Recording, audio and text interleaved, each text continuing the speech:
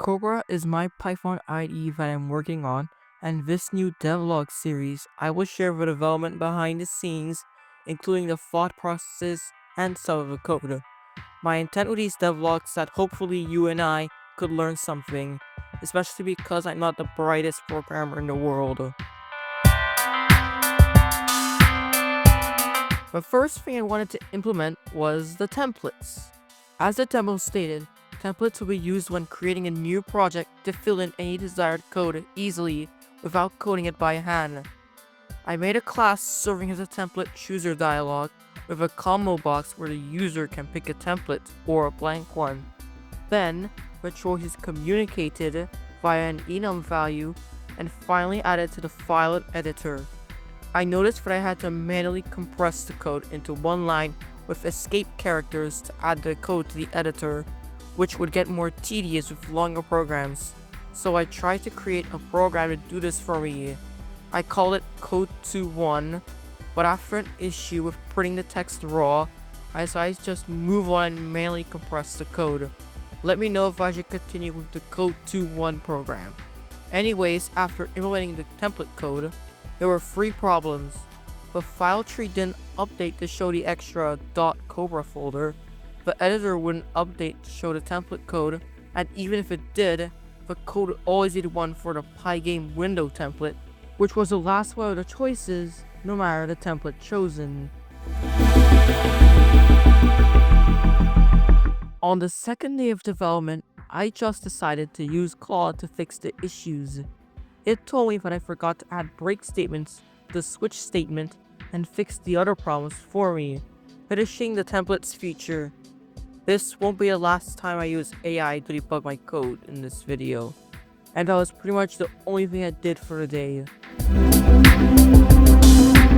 My original plan for this devlog was to create the text-to-visual conversion feature after the templates, so I brainstormed for about an hour until I made a plan, which I will review in a later devlog, but afterwards I decided to do the tracker feature before the TTV conversion.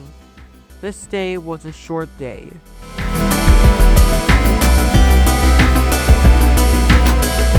On day 4, I got to work on making the tracker sidebar and making it viewable through the view menu, similar to the Visual Studio Editor. But there were some problems with the window when it was minimized and then maximized. There was a small black square in the corner of the screen representing the tracker sidebar, and then the sidebar would gain its background and the contents of the file tree would be shown. Let's just say Claude had to make a lot of changes to my codebase for this to finally work. After day 4, I went on a little vacation to a beach house.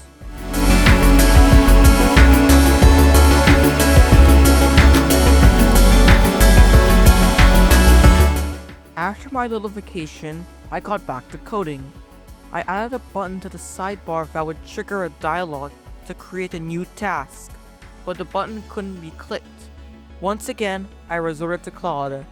It said there were issues with the layout and fixed them. I got to work on a new task dialog and added some elements to it, but they wouldn't show up even though the code was pretty much identical to the code for the find and replace dialog, and that one worked fine. I was initially going to use Claude's code, but I thought it was really long and tedious, so I played around a bit and found out that any control I added for the vertical sizer wouldn't appear on the dialog for some reason. With this, I took out the controls from the panel and added a panel via the vertical sizer, and the controls showed. I have no idea what caused this. Let me know in the comments if you know why this is happening.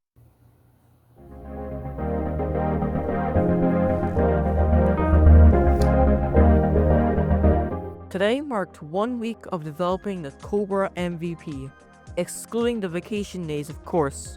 For this day, I completed the create task dialog.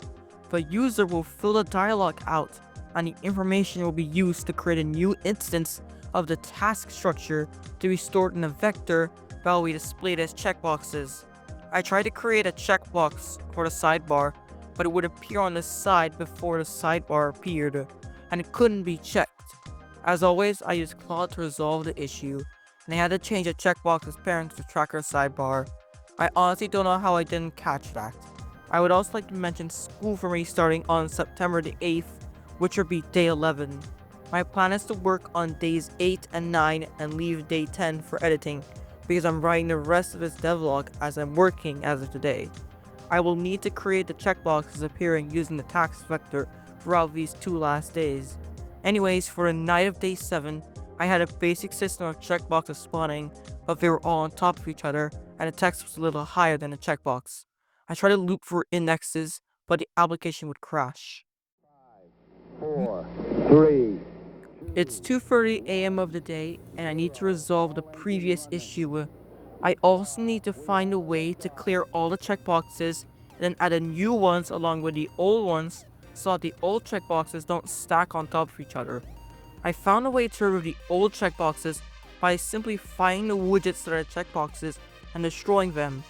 I looked at the loop via index and asked myself, what if we didn't need to do that? An idea popped in my head. I created an external index that would count up at the end of the loop, while maintaining the vector part of the loop. To my surprise, it worked. Just one problem left. The min-max layout issue appeared here again. The checkbox is appearing at the bottom of the sidebar, but after that, I found the actual issue of the original loop. I was using I++ instead of I+1, which I used for my fix. That was good to know because using an internal index counter wasn't very intuitive. Claude fixed the layout issue for me by telling me to remove the absolute positioning that I did in the loop, but the text was still a bit higher than the box. I decided to leave it like that.